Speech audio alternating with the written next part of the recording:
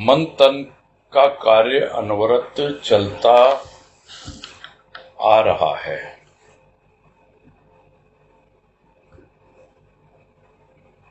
किंतु न मन को चैन और न तन को चैन। सूक्ष्म वायु ने प्राणों को गति दी और सूक्ष्म मन ने तन को दी दुर्गति। सूक्ष्म भगवान ने सृष्टि बनाई और सूक्ष्म मन ने उस सृष्टि का भी दुरुपयोग ही किया। केवल दुरुपयोग ही नहीं किया, उसकी निंदा भी की। उपकार को न मानने वाले को अशांति ही मिलेगी, शांति क्यों मिलने लगी? जो शांत नहीं रह पाता अपनी चंचलता के कारण, उसे क्या मालूम कि शांति में क्या आनंद है। इस आनंद प्राप्ति के लिए ऋषि मुनियों ने कुटिया बनाई, चिंतन किया, अनेक प्रकार के साधन अपनाए, अच्छे अच्छे ग्रंथों में अपने भाव प्रकट किए और एक दिन आनंद में ही समा गए। किंतु वहां मन के लिए चंचलता का स्थान न था और न तन को ही कष्ट दिया गया। तो यहां जो पैराग्राफ में हमने यही समझने की कोशिश की कि मन को बिल्कुल भी अभी तक शांति का अनुभव है नहीं, इसलिए वो चंचल बना रहता है। जैसे जैसे शांति का अनुभव होता चला जाएगा, मन की चंचलता भी धीरे धीरे दूर होती जाएगी और शांति में जो आनंद है उसका अनुभव भी उस मन को होने लग जाएगा। और पुराने जमाने में हमारे पूर्वजों ने, जिनको हम ऋषि मुनि कहते हैं, हम यह ना समझें कि ऋषि मुनि की संतान नहीं है। सबके जो गोत्र और ये सब जो बने हुए हैं, सब ऋषियों के नाम पर ही हैं। तो हम सब उनकी संतान है, ऋषि मुनियों की। और फिर भी हम अपने पूर्वजों ने जो किया उसकी ओर ध्यान न दे करके हम अपनी मनमानी ही कर रहे हैं, मन को ही अपने ढंग से चला रहे हैं। तो हमारे पूर्वजों ने इस आनंद की प्राप्ति के लिए बहुत तरह के साधन किए हैं और अपने अपने ढंग से किए हैं, और तब जाकर मन शांत हुआ, मन में आनंद आया और न तन को कष्ट हुआ और न मन ही परेशान हुआ। तो सार इसका यही है कि हमको भी वही मार्ग अपनाना है, लेकिन क्या मन उसको मानने के लिए तैयार है? तो आगे कह रहे हैं कि स्वेच्छा से किया हुआ कार्य न मन को कष्ट देता है और न तन को। मन की सृष्टि में भाग दौड़ रहती है और जहां निरर्थक शक्ति का अपव्यय किया जाता है वहां थकावट आती है, शांति नहीं। तो इसमें यही कहना चाह रहे हैं गुरुदेव कि यदि स्वेच्छा से कार्य किया जाए, यानी कि मन मान ले, उसको स्वीकार कर ले और हमारी इच्छा हो उस कार्य को करने की, तो फिर वो कार्य जो है न मन को कष्ट देता है और न तन को कष्ट देता है। बातें हम बहुत बनाते हैं कि यह जो है सुनता नहीं है मन, ये नहीं होता, वो नहीं होता। असल में हमारी इच्छा ही नहीं होती वो काम करने की। यदि हमारी इच्छा हो उस काम को करने की तो कोई भी मन को परेशानी नहीं होगी, किसी प्रकार का भी कष्ट मन को होगा नहीं। यह समझना बहुत जरूरी है, नहीं तो मन की सृष्टि में तो भागदौड़ रहती है। मन इसी प्रकार से बना हुआ है और जो भागदौड़ रहती है उसमें काम तो कुछ होता नहीं है, और जितनी भी मन की शक्ति है उस शक्ति का अपव्यय माने बेकार में गलत ढंग से खर्च करते हैं। जैसे कि हमारे पास कुछ पूंजी है और वो पूंजी जो है हम सही जगह पे नहीं लगाते, गलत जगह पे खर्च कर देते हैं और उसी को अपव्यय कहा जाता है। यानी व्यय तो कर दिया लेकिन गलत जगह किया, तो ऐसी जगह पर शरीर को थकावट आती है, मन को थकावट आती है, न शरीर शांत होता है और न मन शांत होता है। तो मन तन तो व्यक्ति को दिए गए थे किसी की भावना को व्यक्त करने के लिए, न कि व्यक्त के स्थान में व्यय ही नहीं अपव्यय करने के लिए। तो मन और तन तो दिए गए हैं, इसीलिए दिए गए हैं कि किसी की भावना को व्यक्त किया जाए। वो कौन है जिसकी भावना को व्यक्त किया जाए? यदि हमें समझ में नहीं आता तो कम से कम हम उन ऋषि मुनियों के ग्रंथों का पाठन करें, उसके अनुसार अपना जीवन बनाएं, थोड़ा चिंतन मनन करें, और तब जाकर के हमको लगेगा कि हम किसकी भावना को व्यक्त कर रहे हैं। तो अभी जो हमारा ये आयोजन है, ये हम किसकी भावना को व्यक्त कर रहे हैं? ये हम गुरुदेव की भावना को व्यक्त कर रहे हैं। तो हम मन और तन का सही सदुपयोग कर रहे हैं। हम मन की शक्ति का अपव्यय नहीं कर रहे, हम उसको सही दिशा में लगा रहे हैं। बल्कि ये कहा जाए कि हमारी जो पूंजी है हम उसको वेस्ट नहीं कर रहे हैं, हम उसको इन्वेस्ट कर रहे हैं, यानी सही जगह पे लगा रहे हैं हम। और अगर उसके स्थान पे आप अगर उसको वेस्ट करने लगो, अपव्यय करने लगो, तब तो फिर मन और तन दोनों ही थकेंगे। तो वस्तु कितनी ही सुंदर क्यों ना हो, भाव कितने ही मधुर क्यों ना हो, यदि उनका उपयोग उचित ढंग से न किया जाए तो आनंद कहाँ, शांति भी दुर्लभ हो जाए। तो कोई भी वस्तु कितनी सुंदर क्यों ना हो, बहुत सुंदर ग्रंथ लिखे गए हैं, बहुत सुंदर वाणी है गुरुदेव की, बहुत सुंदर उनके लेख है, बहुत कुछ है, और हमारे भाव भी बहुत सुंदर हैं, गुरुदेव के भाव भी बहुत सुंदर हैं। तो सब कुछ तो सुंदर ही सुंदर है, सब कुछ तो मधुर ही मधुर है, तो फिर उनका उपयोग क्यों नहीं करते भाई? हम जरा विचार करें। तो यदि उनका उपयोग किया जाए और उचित ढंग से किया जाए, ये बात बार बार आती है गुरुदेव की कि उचित ढंग से, यानी कि हम यदि सदगुरु का भाव, उनकी वाणी, उनके विचार, उनका हम सदुपयोग कर रहे हैं और उचित ढंग से कर रहे हैं, अपने आप को दिखाने के लिए नहीं, अपने अहंकार को प्रदर्शित करने के लिए नहीं, अपनी स्वार्थ की पूर्ति के लिए नहीं, तब हमें समझ में आ जाएगा कि हमें ये करते हुए कितना आनंद आ रहा है। अन्यथा कहाँ है आनंद? है ही नहीं। और शांति भी दुर्लभ हो जाती है। थोड़ा सा कुछ हमको मिलता नहीं और हम उसका उपयोग सही ढंग से नहीं करते। ये समझा रहे हैं गुरुदेव यहाँ पर।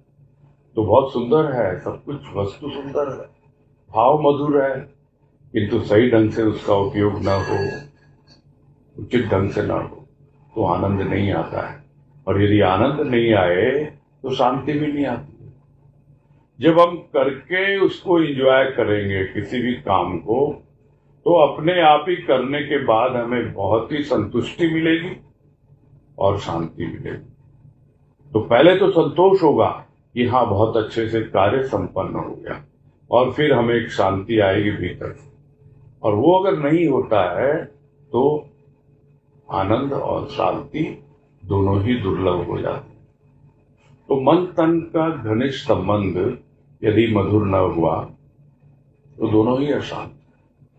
ये बात हम सबको अनुभव में आ चुकी है, और यह सब बात बार बार गुरुदेव इसीलिए बता रहे हैं, यह संबंध अटूट है, यह संबंध घनिष्ठ है। जब तक यह जीवन है, जब तक मानव का शरीर है, तब तक यदि हम इस मधुर संबंध को समझ ना पाए और उसमें कड़वाहट आ गई, कटुता आ गई, यदि हम एक दूसरे के विरोधी समझें, जो बात पहले भी हुई कि जिसको हम विरोधी समझते हैं वो विरोधी है नहीं, एक दूसरे के पूरक हैं। यह बताया गुरुदेव ने कि तन और मन एक दूसरे के पूरक हैं। तो जिसके साथ हमारा घनिष्ठ संबंध है उसको मधुरता लानी है। उस संबंध मधुरता आएगी और उसका उचित ढंग से उपयोग करेंगे तब आनंद भी मिलेगा और शांति भी मिलेगी। आगे कह रहे हैं कि प्रकृति न किसी को कष्ट देती है न आराम। यह तो मनुष्य का काम है कि उसकी गतिविधि देखकर लाभ उठाए। जहां भीतरी प्रकृति की उपेक्षा की जाती है वहां बाहरी प्रकृति कैसे आरामदायक हो सकती है? ये तो स्वाभाविक है समझना। हम भले ही कह दें कि ये प्रकृति का प्रकोप है या कुछ भी है, तो प्रकृति किसी को कष्ट नहीं देती है, आराम भी नहीं देती है। यह तो प्रकृति की गतिविधियों के अनुसार, यानी अभी कौन सा मौसम है, कैसा क्या है, सर्दी है कि गर्मी है, तो प्रकृति तो गतिशील है, तो उसकी गति देखनी होगी हमको और फिर उसकी विधि देखनी होगी कि किस प्रकार से प्रकृति जो है परिवर्तित हो रही है, तो उसको देख करके लाभ उठाए। यही काम तो है मनुष्य का। तो यह तो हुई बाहरी प्रकृति। और भीतरी प्रकृति, तो भीतरी प्रकृति यानी जिसको हम अक्सर अंग्रेजी में समझ जाते हैं कि उसका तो नेचर ही ऐसा है। नेचर यानी प्रकृति, जिसको साधारण भाषा में हम स्वभाव कहा करते हैं, वही भीतरी प्रकृति है। तो जहां भीतरी प्रकृति की उपेक्षा हो गई तो फिर बाहरी प्रकृति कैसे आरामदायक होगी? यानी यदि हम जो सूक्ष्म है भीतरी प्रकृति और उसी का एक अंग है मन, उसकी यदि हम उपेक्षा करें और हम सोचें कि हमारी बाहरी प्रकृति जिसका एक अंग है तन, वो आराम से रहे, नहीं हो पाएगा। आरामदायक हो ही नहीं सकती बाहरी प्रकृति। तो हो या ना हो, मन तो अपने मनोराज्य में इन बाहरी भीतरी प्रकृति को प्रधानता नहीं देता है। जो स्वयं शांत नहीं रह पाता वह पाएगा क्या? होता ही रहेगा। क्या होता रहेगा? जीवन का अमूल्य समय। यानी यह जो अशांति है, यह अशांति क्या करती है, यह गुरुदेव इतना अच्छे से यहां समझा रहे हैं कि मन अगर शांत नहीं है यानी अशांत है, तो कुछ नहीं, सारे जीवन की अवधि पूरी हो जाती है। हम 50 बार सुनते हैं कि सबसे मूल्यवान यह समय है, और आज तक कोई इसका मोल ही नहीं लगा पाया, इसलिए इसको अमूल्य कहा गया। तो जीवन का अमूल्य समय है। यह जीवन की अवधि हमको पता नहीं कब पूरी हो जाएगी, लेकिन यदि हम शांत नहीं हो पाए, यदि हमारा मन उस ढंग से ले नहीं पाया चीजों को, और हम अपने ही मनोराज्य में यानी कि भीतर हमने मन में कुछ बना रखा है और उसी के अनुसार हमारा मन उछल कूद करता है, और हम भीतरी प्रकृति यानी और जो कुछ मन के अलावा है, बुद्धि चित्त अहंकार, उन सबको समझे ही ना और भीतरी प्रकृति को प्रधानता दे ही ना मन कि मैं ही सब कुछ हूं। कौन बुद्धि, कौन चित्त, कौन अहंकार? तो न तो वो स्वयं शांत रहेगा और न ही जीवन का मूल्य समझ पाएगा, और सारा समय यूं ही निकल जाएगा। तो समय की परवाह तो वह न करेगा जिसे कुछ ऐसा करना है जो अपने तथा दूसरे के लिए हितकर हो। समय की परवाह तो वही करता है, स्वाभाविक है, जो अपने लिए करना चाहता है। सबसे पहले अपने लिए, लोग चल पड़ते हैं, हम दूसरे को प्रेम करते हैं, सब में प्रेम बांटो। अरे भैया, पहले अपने आप को तो प्रेम करना सीखो। नहीं, हम दूसरे की भलाई करते हैं। अरे अपनी भलाई तो करो। अब उसमें क्या कर रहे हो तुम? समय की परवाह यदि करी तो आपको कम से कम मालूम है कि हाँ, कुछ ऐसा करना है मुझे जिससे मेरी भी भलाई हो और दूसरों की भलाई अपने आप होगी। करने की जरूरत नहीं होती है, अपने आप दूसरों के लिए हितकर हो जाता है जब हम हमारा हित करते हैं। हम अक्सर सुनते हैं, यदि सब लोग अपने आप को ठीक कर ले तो सारा विश्व ठीक हो जाए। सुनते हैं ना? तो दूसरों को करने की जरूरत ही क्या है, सब अपने आप को ठीक करें। यही है कह रहे हैं। तो समय की परवाह करनी है, यानी ध्यान देना है, और उसके बाद में अपने आप का भला करना है। तब जाकर के हमारे लिए जीवन सार्थक होगा।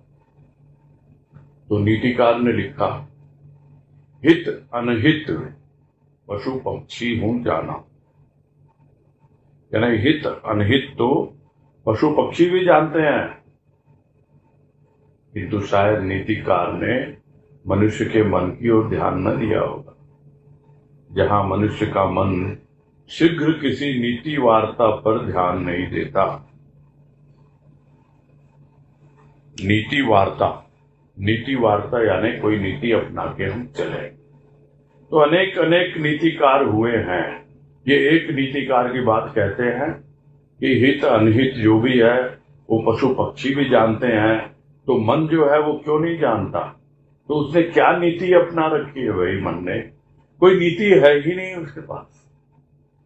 जिसने कोई भी नीति अपना करके अपना जीवन यापन किया है, कम से कम उसके जीवन में नैतिकता तो आ ही जाती है।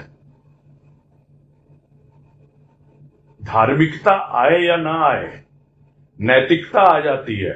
यानी कम से कम वो मोरल वैल्यूज को समझने लगता है। नैतिकता यानी मोरल वैल्यूज, वो मोरल वैल्यूज समझने लगता है यदि किसी नीति पे चलता है। तो कम से कम नीति की ओर ध्यान तो दे, कोई भी नीति तो अपनाए। तो मनुष्य के मन की ओर ध्यान न दिया होगा उस नीतिकार ने, कि जहां मनुष्य का मन किसी नीति वार्ता पर ध्यान ही नहीं देता है। तो मन यदि हित अनित समझ पाता तो वह स्वयं बेचैन न रहता और न तन को कष्ट देता। मानी बात है, अच्छा बुरा देखता, हित अनित देखता। पशु पक्षी भी अगर हित अनित समझ पाते हैं तो मन क्यों नहीं समझ पाता है? अगर समझ पाता तो बेचैन नहीं होता, कुछ भी बेचैन नहीं होता और शरीर को भी परेशान नहीं करता। और यह भी कहा जा सकता है कि यह कार्य तो बुद्धि का है कि वह निर्णय दे कि इस कार्य में हित है और इसमें नहीं, कहा जा सकता है। चलो अब गुरुदेव क्या समझा रहे हैं समझें। कि मान लिया जाए बुद्धि ने तो निर्णय दे दिया, किंतु इस अबोध मन ने बुद्धि की एक न मानी, तो बुद्धि क्या करे? रावण को समझाने वाले भी कम न थे और दुर्योधन को भी समझाने वाला था कोई। तो क्या इन दोनों ने किसी की बात मानी? जबकि ग्रंथकारों का कहना है कि दोनों ही बड़े नीतिज्ञ थे। कैसे मानते? कैसे मानते वे? उनका मन नहीं मानता। हो गया एक के कुल का नाश और दूसरे का राज्य के अधिकार का विनाश। तो ये सब कहानी तो हमको मालूम है, इसके ऊपर हम ज्यादा क्या चर्चा करें।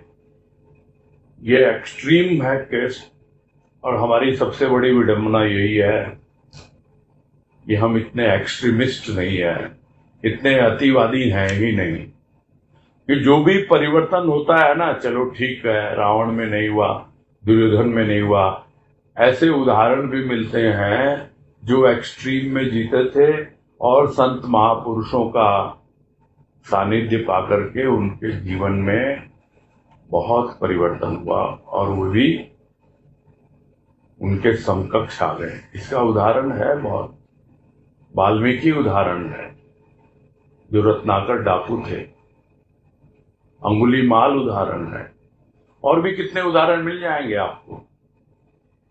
तो हम यह समझे कि अगर उनमें परिवर्तन हो सकता है क्योंकि उन्होंने किसी की बात मानी,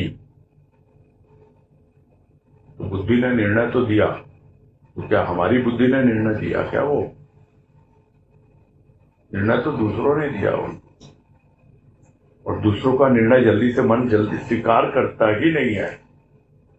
यद्यपि गुरुदेव ने यहाँ ये सब बात नहीं कही है, लेकिन यहाँ पे ये बहुत जरूरी है समझना कि अपनी बुद्धि और अपना मन, जब तक इन दोनों को हम समझ नहीं पाते और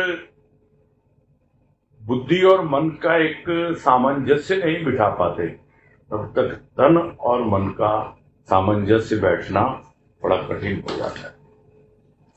तो हो गया उनके साथ, तो एक्सट्रीम में हो गया, एक के कुल का नाश हो गया, रावण के कुल का नाश हो गया, और दुर्योधन का जो राज्य है वो बिल्कुल चला गया और उसकी मृत्यु हो गई, वो भी नाश को प्राप्त हो गया। ये नाश किसकी कृपा का फल था? क्यों हुआ ये नाश? कहना ना होगा किसी मन की मेहरबानी थी। क्या आज भी यह किसी की शीघ्र ही बात मानता है? उत्तर है नहीं। दोषी अभिमान को भी ठहराया जा सकता है। जो बुद्धि की न माने, विवेक की न सुने, वह अभिमान की बातें क्यों मान बैठा? अभिमान का दोष इतना नहीं जितना इस मन का है, जो किसी भी प्रकार शांत नहीं रहना चाहता। चाहता है अनेक वस्तुएं जो उसकी चंचलता में सहायक होती हैं, शांति ही नहीं चाहता। यदा कदा बुद्धि जब इसे समझाने लगती है तब भी वह शांत नहीं रहता, सुन भर लेगा, किंतु करता है मनमानी, मनचाही। तो यही यहाँ पे समझना है मेन, कि यह जो मन की मेहरबानी होती है किसके ऊपर होती है? अपने ऊपर तो होती ही होती है, यानी पूरा का पूरा नाश हो जाता है। किसी के कुल का, किसी के हाथ से राज्य चला जाता है, और स्वयं तो मृत्यु को प्राप्त होते ही है वे। किंतु ये मन क्या आज भी किसी की बात मानता है? जल्दी से नहीं मानता है। तो दूसरों की बात नहीं मानता, तो क्या अपनी बात माने? अपनी बुद्धि की बात माने? बुद्धि की बात मानता है? पता नहीं कितना विवेक है बुद्धि में। तो जो बुद्धि की नहीं मानता, विवेक की नहीं सुनता, तो फिर अहंकार वो तो उसके भी और ऊपर लेवल पे है। तो बार बार वो वाणी इसलिए आती है समझने के लिए, जिन लोगों ने सुनी हुई नहीं है, जो लोग अभी जुड़े हुए हैं इस कॉन्फ्रेंस में, कि 5 तल्ले की बात बताई है गुरुदेव ने, और उसके अलावा 2 लेवल और बताए हैं एक वाणी में। वो हम एकदम अच्छी तरह से समझ लें, क्योंकि वो बात यहाँ भी आई है। वो अगर हम नहीं समझेंगे तो हम, जो हमारी सूक्ष्म प्रकृति है जिसकी बात बार बार यहाँ हो रही है, उसको बिल्कुल भी समझ नहीं पाएंगे। तो उसमें कहा 5वां तल्ला परमात्मा, 4था तल्ला आत्मा, 3रा तल्ला अहंकार, 2रा तल्ला बुद्धि, 1ला तल्ला मन, आंगन स्थूल, सड़क खेल। और मेरे मुंह से तो आप ये वाणी जिन लोगों से बात होती है या जो चर्चा में होते हैं, न जाने अनगिनत बार सुनी होगी। क्योंकि ये एक वाणी ऐसी है जो आपको जीवन जीने की कला सिखाती है और अपने स्वयं का मूल्यांकन करना सिखाती है। तो यहां बुद्धि क्या है? बुद्धि की नहीं मान रहा मन, तो बुद्धि बुला के ले आएगी अहंकार को, तो अहंकार तीसरे तल्ले पे है। तो मन जो है उसके ऊपर है बुद्धि, बुद्धि तो सजेस्ट कर रही है उसकी, नहीं सुन रहा है तो बुद्धि अहंकार को बोलती है। यहां अभिमान लिखा है गुरुदेव।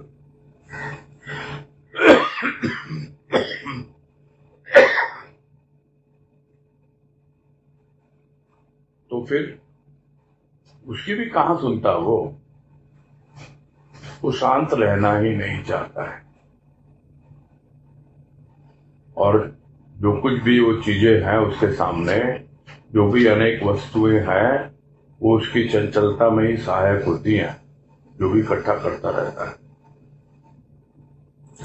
कभी बुद्धि समझाती है तो भी उसके बावजूद भी कहां शांत होता है, सुन लेता है, बस हो गया काम। चलो, ये तो मन के खेल हैं, समझने होंगे हमको। एक पैराग्राफ और ले लेते हैं, फिर पूरा करेंगे। और एक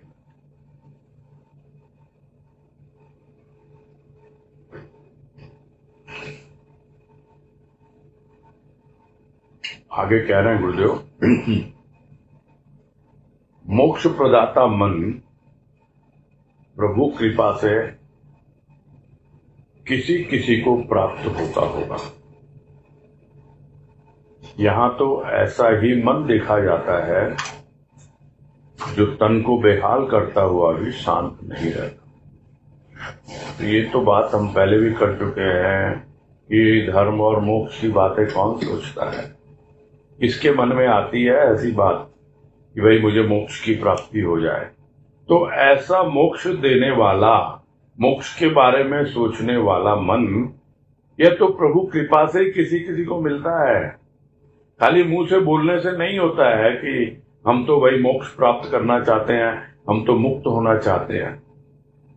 उसके लिए मनोबल चाहिए, पूरी तरह से मन एकदम अपने आप पे, जिसको कहते हैं डिटर्मिनेशन होना चाहिए, यानी संकल्प होना चाहिए, और उसके बाद में कमिटमेंट होना चाहिए, पूरी तरह उसके प्रति समर्पण होना चाहिए अपने संकल्प के प्रति। तब मालूम पड़ता है कि हाँ, जिसको कहते हैं गुरुदेव कि फिर तो मुक्ति जो है वो मुट्ठी में है।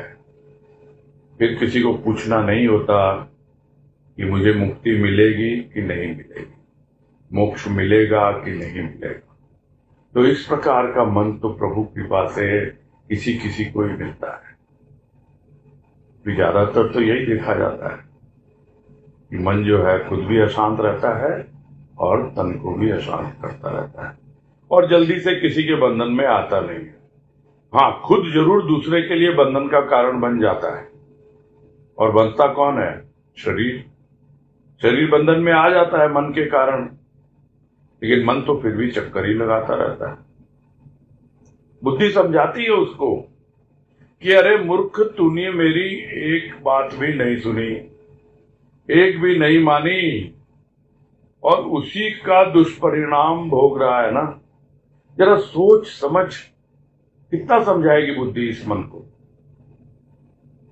अपनी मूर्खता छोड़, अपनी जड़ता छोड़, मैं तैयार हूं तुम्हारे साथ काम करने के लिए, तुझे ठीक करने के लिए, लेकिन तू मेरी एक सुनता ही नहीं है, अपनी मनमानी किए जा रहा है और उसका परिणाम भी भोग रहा है। उसके बावजूद भी सुधरता नहीं है, तो मन क्यों मानने लगा? उसका क्या जाता है? कुछ नहीं जाता मन का। तो क्यों नहीं मानता? क्योंकि कष्ट तो भोग रहा है तन, बड़े मजे हैं? हम अपनी मनमानी किए जाएं और शरीर कष्ट भोगता रहे। खूब स्वादिष्ट लगता है? चाट खाना, पकोड़ा खाना, ये भोजन वो भोजन, मन मानता नहीं है उसको खाए बगैर। और तकलीफ किसको होती बाद में? पेट किसका खराब होता है? तो बेचारा शरीर है, करे तो क्या करे, ये मन माना नहीं। मुंह में पानी आ गया, ज्ञानेंद्रियों को ऑर्डर मिल गया, जीवा को खूब स्वाद चखना है हमको, तो यही का वहीं पे भागा भागा जाता है, कितनी दूर हो वहां जाके वो अपना स्वादिष्ट उसी हिसाब से कुछ ना कुछ खाएगा। तो मन मानता नहीं है, और कष्ट कौन भोगता बाद में? तन। एक छोटा सा उदाहरण है समझने के लिए। तो जब तन को मन के कारण किसी अपराध में दंडित होना पड़ता है तो मन कुछ समय के लिए दुखित होता है, तो दंड भोगना पड़े तो हाँ भाई मेरी वजह से हो गया, अपराध कर दिया मैंने, अपराध के कारण कुछ ऐसा जघन्य अपराध कर दिया कि जेल हो गई, सजा हो रही है, कुछ हो रही है, तो एक बार कुछ समय के लिए तो दुखी होता है, क्योंकि तन ने तो उसकी इच्छा के अनुसार ही कार्य किया ना, क्योंकि तन का संचालन उसकी इच्छा के अनुकूल होता है। और अगर नहीं हो पाता तो दंड की अवधि समाप्त होने के पश्चात भी यदि मन थोड़ी देर के लिए दुखी हुआ और अपने आप को बदला नहीं उस मन ने, तो जितनी देर वो जेल की सजा काट रहा है, जितनी देर दंड की अवधि है, समय है, वो समाप्त होने के बाद में फिर जेल से निकलेगा और फिर वही कार्य करवाता है मन उसको, जिस कार्य के लिए तन दंडित हुआ था। तो जेल में कौन भेजा गया? या तन भेजा गया? मन एक बार तो थोड़ा सा दुखी हुआ, लेकिन क्या होगा, मन बदला नहीं। इसीलिए आजकल जेलों में क्या हो रहा है, लोग यही रिफॉर्म करने में लगे हुए हैं, लोगों की भावना बदलो ताकि ये बाहर निकले तो एक अच्छे नागरिक की तरफ पेश आए। अब कितना उनका मन बदलता है कि नहीं बदलता है, ये तो जो बाहर निकलता है वही बतला पाएगा। लेकिन दंडित तो होना पड़ गया तन को ना, तो किसी अपराध में तन दंडित होता है। ये तो खैर एक्सट्रीम है, रोज रोज हम देखते हैं कि हम कुछ न कुछ गलत काम करते हैं और बेचारे शरीर को भुगतना पड़ता है। आज जो वृद्धावस्था में किसी की कुछ बीमारी लगी हुई है, किसी को कुछ बीमारी लगी हुई है, कुछ और है, तो उसके बड़े आसानी से हम डाल देते हैं, भाई ये तो हमारी हेरिडिटरी है, ये तो हमारे पूर्वजों को थी। कोई बात नहीं है, तो पूर्वजों को एक और बीमारी भी तो थी ना, बड़े शांति से रहते थे, बड़े आनंद में रहते थे, वो क्यों नहीं अपनाते हम? तो दूसरों से हम अच्छी बातें नहीं सीखते हैं, दूसरों को दोष देने में हम हमेशा आगे ही जाते हैं। तो हमको यही समझना है, यह जो तन और मन का खेल है यह चलता रहता है, दोनों का इतना घनिष्ठ संबंध है कि जब तक शरीर शांत न हो जाए और मन भी पूरी तरह शांत न हो जाए तब तक मुक्ति मिलने वाली नहीं है। ये मोक्ष जो है, जिसकी बात इस पैराग्राफ में गुरुदेव कह रहे हैं, बड़ी मुश्किल है प्रभु कृपा से, और बहुत महती कृपा होती है कि मोक्ष प्राप्ति की इच्छा किसी के मन में जागे। सब पूरा। अब आप अपना हाथ खड़ा करिए, जिसको भी बोलिए पूनम जी। हाँ भैया, इसमें यह है ना, नीचे से, मतलब ये पहले वाले पैराग्राफ के नीचे से तीसरी लाइन, प्राणी भी कुछ कह सकता था कि तुम चारों में एक अति नटखट है, वो है मन, और इस नटखट के कारण ही मुझे अनेक स्तन धारण करने पड़े।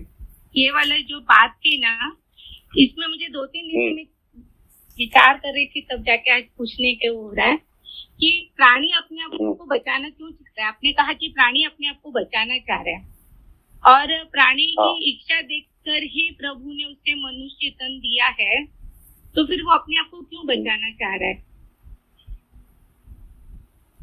समझ नहीं है ना भाई। अच्छा, वैसा कोई संगत को मिली नहीं है, साथ नहीं मिला है, कुछ कह सकता था। ये जो कुछ भी बातें हो रही हैं, ये एक साधारण प्राणी की हो रही है, जिसका मन जो है बड़ा चंचल है, और को दिन रात खाली पैसा कमाने से ही है, फुर्सत नहीं है ना। हाँ, उसको कर्म और अर्थ, बस ये दो चीजों में लगा हुआ है। उसको धर्म और अर्थ की बातें, धर्म और मोक्ष की बातें उसको ध्यान में ही नहीं आती।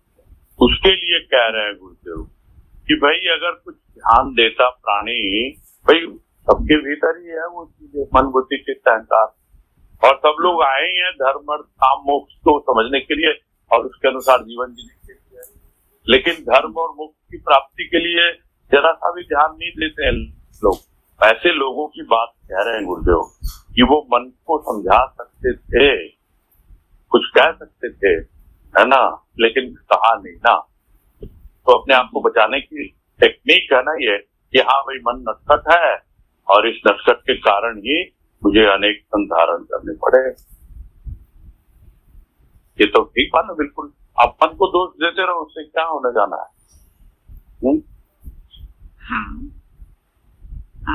लेकिन भैया प्राणी थोड़ी विचार करता है, विचार तो बुद्धि में है ना भैया। प्राणी कैसे इस बात को आप पूछो किसी से। हाँ? आप किसी अपने रिश्ते में पूछो, जो आप देखते हो दुनिया में ऐसे भरे हुए लोग, है ना, हाँ? जो सिर्फ रुपये पैसे के पीछे भाग रहे हैं, उसी के लिए पूरा शरीर को झोंक दिया है उन्होंने। भरे हुए लोग हैं। आपके रिश्ते में भी होंगे आपके रिश्ते में भी। उनसे कभी पूछो आप, आपका मन शांत रहता है क्या? पूछो जरा, है वो क्या सोचते हैं कि ये मन बहुत नटखट है, ये है वो है, सुनता ही नहीं, चंचल है। ये तो हम लोग सत्संग में आने के बाद भी यही बोलते रहते हैं। तो आप क्या कर रहे हो भाई? उसके लिए कुछ कह सकती हो क्या आप? कुछ नहीं कहते ना। इन चारों में से किसी को नहीं बोलते। ये चारों बोल रहे हैं प्राणी हम साथ में रहे तेरे साथ हमेशा, किंतु तूने शांति नहीं ली। तुम हमारे पास आके बोलते ही नहीं हो, देखते ही नहीं हो मन को तुम। तो प्राणी कुछ कह सकता था ना भाई, हाँ मैं देखता हूँ ये मन जो है ना बड़ा नटखट है और इस मन के नटखट के कारण ही मुझे अनेक संधारण करने पड़े हैं। अब तुम लोग जो है ना मन बुद्धि और अहंकार ये तीनों मिलकर के इसको संभालो जरा, थोड़ा सा इसको रास्ते पे लाओ। कह तो सकता था। हाँ, कहता नहीं है। यहाँ यही है ना कि वो बोल कर बस ये तो बड़ा नटखटा कह के उस पर डाल के मन पे सब निश्चिंत हो जाते हैं, प्राणी निश्चिंत हो जाता है। ये है कहने का तात्पर्य, है ना। हाँ भैया, अच्छे से समझ में आएगी बात। हाँ, ये शांति जी उनको म्यूट करो। हेलो अनीता जी भैया, जयपाल जी। अच्छा, ये महेश है क्या? हेलो और हाँ, थोड़ा आप अपना स्पीकर बंद कर दीजिए। हाँ बोलिए। हेलो। हाँ अब बोलिए। हाँ सुन रहा है मैं। हेलो। हाँ बोलिए। हेलो। आप स्पीकर कान में लगाओगे ना भाई? सुनाई दे रहा है ना भैया? हाँ मुझे सुन रहा है। हेलो। बोलिए, आप बोलिए। हेलो। हाँ बोलिए। हाँ, एक तो भैया अपने इधर आप बोल रहे थे स्वेच्छा से किया हुआ कार्य न मन को कष्ट देता है और न तन को। और स्वेच्छा मतलब तो वही हुआ ना कि जो मन में आ रहा है वही करने की जो इच्छा हो रही है, वही तो स्वेच्छा ही हो गई ना। स्व की इच्छा पे जो कर रहे हैं वही तो मन ही तो उसको डोमिनेट कर लेता है। तो सही बात ये थी कि लेकिन वो जो स्वेच्छा जो है वो जो इच्छा जो उसकी है उसके बारे में वो ध्यान नहीं देता है ना। ये मन को आप कौन चीज संचालित कर रही है? देखो यहाँ जो गुरु कहना चाह रहे हैं ना कि मन की सृष्टि में तो हमेशा भागदौड़ रहती है और मन जो हमेशा भागना दौड़ना ही चाहता है, तो मन की स्वेच्छा जो है वो यही रहती है। लेकिन जो मन जिसकी बात यहाँ कहना चाह रहे हैं ना कि वो मन जो अच्छे से हाँ भाई ठीक से सोच विचार करके हाँ स्वीकार कर लिया कि मुझे ये करना है, वो अपनी इच्छा उसकी भी करने की और किया तो कोई कष्ट उसको नहीं होगा, न मन को कष्ट होगा और न तन को कष्ट। ये कहना चाह रहे हैं गुरुदेव। हाँ बोलो। तो दूसरा है कि मन भी विचित्र है जो शीघ्र बुद्धि की बातें स्वीकार नहीं करता। तो भैया मोस्टली बात तो ऐसे डिसीजन कुछ भी अपन लेते हैं उससे बुद्धि माने ऐसा बुद्धि का कोई अपने को माने ऐसा लगता ही नहीं कि कोई बुद्धि की माने अपने को कोई गाइडेंस है या कुछ भी है। वहां तो जो अपन मन आता है उसी समय आप बोलते हैं इंस्टेंट डिसीजन ले लिया, हम कुछ लेने गए इंस्टेंट डिसीजन ले लिया। तो वहां पे जैसे बुद्धि अगर आएगी नहीं और फिर अपन बोलेंगे कि ये पछताना पड़ता है तो उसका फिर उपाय क्या करेंगे? बुद्धि को लाना पड़ता है ना। उस वक्त जो भी हम डिसीजन लेते हैं, जिसको आप बोल रहे हो ना इंस्टेंट डिसीजन लेते हैं, वो इंस्टेंट डिसीजन जो होता है वो कहीं ना कहीं मन उसको पहले अनुभव कर चुका है, वो आपके अवचेतन में है, वो संस्कारों के रूप में।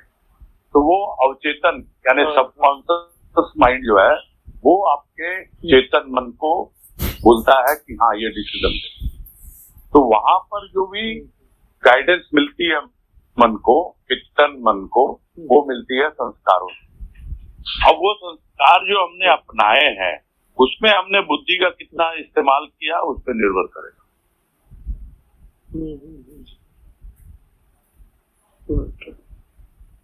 है ना। चलो तो ये भी बताया था ना, गुजर ने बताया था ना, संस्कारों से ही चलता है चेतन मन। अवचेतन में संस्कार रहते हैं, तो वो संस्कार जो है इस जन्म के संस्कार जो है अवचेतन का एक हिस्सा उसमें है, और दूसरा अवचेतन का दूसरा हिस्सा जो है वो हमारे जो बिल्कुल पूर्व जन्म के संस्कार हैं।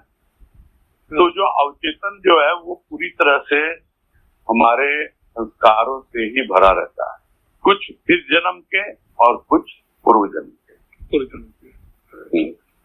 तो इस प्रकार से हम ऑटोमेटिकली डिसीजन ले लेते हैं। बुद्धि को लगाएं, अब बहुत बार डिसीजन गलत भी होते हैं, ऐसा थोड़ा ही है। तो हम सीखेंगे किससे? सीखेंगे तो बुद्धि से ही ना, कि हाँ भाई गलत तो अगली बार हम ध्यान रखेंगे। हाँ तो अब बोलिए अजय बाबू। हाँ भाई अजय बंसल का कर दीजिए, आप म्यूट कर दीजिए, वो म्यूट खोल लीजिए।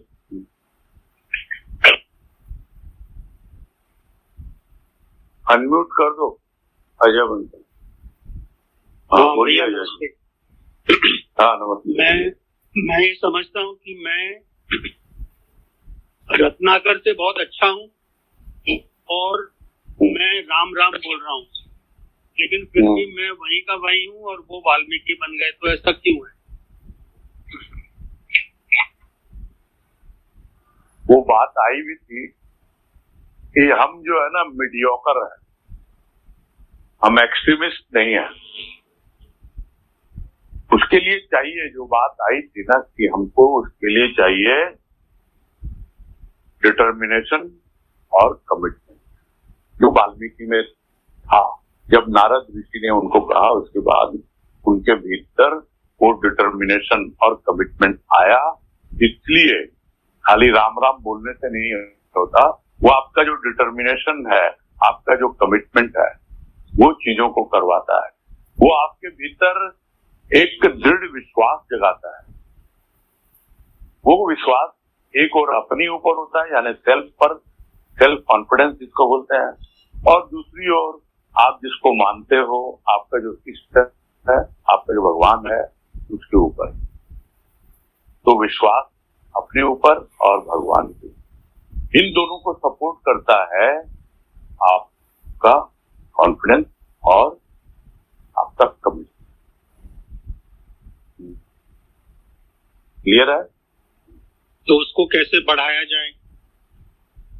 बढ़ाया जाए मतलब आप समझिए आप कहाँ पर कमिटमेंट की कमी है, कहाँ पर आपके कॉन्फिडेंस की कमी है, और किस जगह पे आपके डिटर्मिनेशन की कमी है। आप अगर ये एकदम बिल्कुल डिटरमाइन कर लो ना, अब मैं तो ये सब बातें करता हूँ ना, तो गुरुदेव की कृपा भी है। और बहुत पहले लिखा था एक भजन, वो भजन याद आ गया, उसकी लाइन, और वो यह था मेरे लिए सबसे बड़ा काम तेरी भक्ति तेरी पूजा, इसी में आराम। कोई माने नहीं जाने नहीं, समय कहाँ दे पाया। धर्म नहीं कर्म नहीं, जन्म गमाया, मैंने मन को नहीं समझा। तो मेरे लिए सबसे बड़ा काम तेरी भक्ति तेरी पूजा, that is my priority in the life. ये ले करके आगे बढ़ेंगे तो अपने आप ही उसकी कृपा से समय भी दे पाएंगे, जिसको बुद्धों ने आज कहा कि जो अमूल्य समय है वो ऐसे ही बीत रहा है।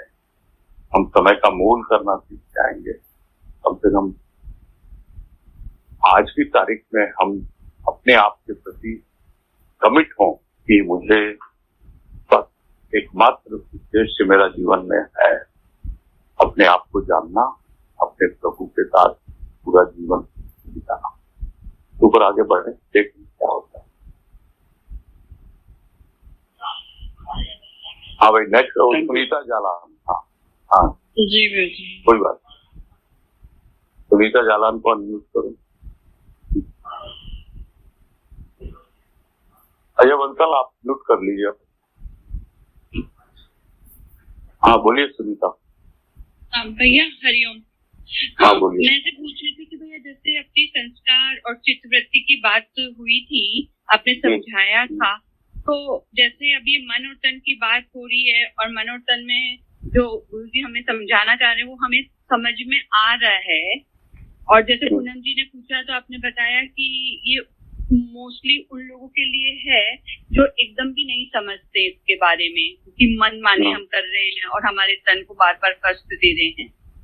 तो ये बात जैसे, तो इसके मतलब कि हमारे पूर्व संस्कार ऐसे रहे हैं तभी हमें ये मनुष्य जीवन मिला है और गुरु जी का साथ मिला है, गुरुवाणी को समझने के लिए हमारा मन कर रहा है। तो ये हमारे कहीं ना कहीं हमारे पूर्व जन्म के संस्कार और इस जन्म के संस्कार हैं, इसीलिए हमें ये बात समझ में आ रही है। और इस पे हम ज्यादा चिंतन मनन करेंगे तो हमारे लिए और ये लाभकारी होगा। इस मतलब जैसे बोलते हैं ना कि पूर्व जन्म के हमारे संस्कार भी इसमें काम आते हैं और इस जन्म के भी आते हैं। आते हैं, बिल्कुल आते हैं। काम में पूजन के संस्कार भी आते हैं, जन्म के संस्कार भी आते हैं, और उससे ज्यादा हाँ, जो बात अभी हो रही थी, हाँ, जो अजय बंसल जी के साथ बात हुई, हमारा कमिटमेंट, हाँ, हमारा डिटर्मिनेशन, ये काम आता है, बहुत जरूरी है। हमारा जो पूर्व जन्म का संस्कार, जिसको कहा गया कि प्रारब्ध, यानी कि आम बात हमें भाग्य बोलते हैं, वो भाग्य भी बदल जाता है भक्ति के द्वारा भी और ज्ञान के द्वारा भी। लोग कहते हैं ना कि तदबीर से तकदीर बना ले, अपने में भरोसा है फिर दाव लगा। तो जीवन मिला है दाव लगाने, पूरा जीवन दाव पे लगा दो भक्ति करने के लिए बस, और थोड़ी तदबीर लगाओ, अपने आप तदबीर आपकी सही हो जाएगी, यानी संस्कार भी हो जाएगा। ठीक है। हाँ भाई, 10 मिनट तो पूरे हो गए, अभी भी एक हाथ नजर आ रहा है, दे देते हैं इनको भी थोड़ा सा समय। नेहा वाला। हाँ भाई। हाँ भैया, ये जो है भैया प्रणाम, ये जो लिखा है ना, नीतिकार ने लिखा हित अनिहित बस पक्षी जाना, किंतु शायद नीतिकार ने मनुष्य के मन की ओर ध्यान न दिया होगा। जहाँ मनुष्य का मन शीघ्र किसी नीति वार्ता पर ध्यान नहीं, ये समझ में नहीं आया। नीतिकार एक ही नहीं होता है, हजारों प्रकार की नीतियां हैं। हाँ भैया। ये यहाँ पे एक नीतिकार की बात बोल रहे हैं कि दूसरे की बात तो सुनता ही नहीं। ये बात आई ना कि भाई कि कार्य बुद्धि का है, तो दूसरे सजेस्ट कर रहे हैं ना, रावण को, दुर्योधन को, उनकी अपनी बुद्धि तो है ही नहीं ना। वो बुद्धि तो अहंकार ने हर ली उनकी बुद्धि। दोनों को इतना अहंकार था और स्वार्थ था। रावण को अहंकार बहुत ज्यादा था और दुर्योधन को स्वार्थ बहुत ज्यादा था, यानी सबका सब ले लूं, ये लोग क्या है, ये तो ऐसे ही है, पांडव लोग हैं, कुछ नहीं है, मेरा पिता ही तो सिंहासन पे बैठा है, सब कुछ मैं हड़प। तो वहां वो उनकी जो भी मोरल वैल्यूज थी ना, वो बिल्कुल खत्म हो गई है।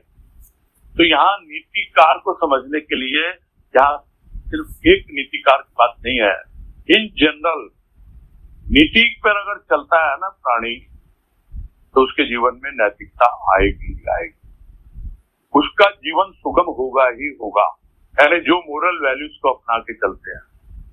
लेकिन ऐसे लोग होता क्या है, जो नीति पे चलते हैं यानी नैतिकता को अपना के चलते हैं, वही धर्म के ठेकेदार बन जाते हैं और कहते हैं कि हाँ हम बड़े धार्मिक हैं। नैतिक होना अलग है और धार्मिक होना अलग है ना। उस पर फिर कभी बात की जाएगी। यहाँ पे यही कहना चाह रहे हैं गुरुदेव कि आप नीति की ओर ही ध्यान नहीं देते हो, तो फिर धर्म की ओर कब ध्यान दो। ठीक है, अब पूरा किया जाए, है ना। जी पूरा करते हैं अब। हाँ वनीता, आप हाँ, कर दो इसको मीटिंग।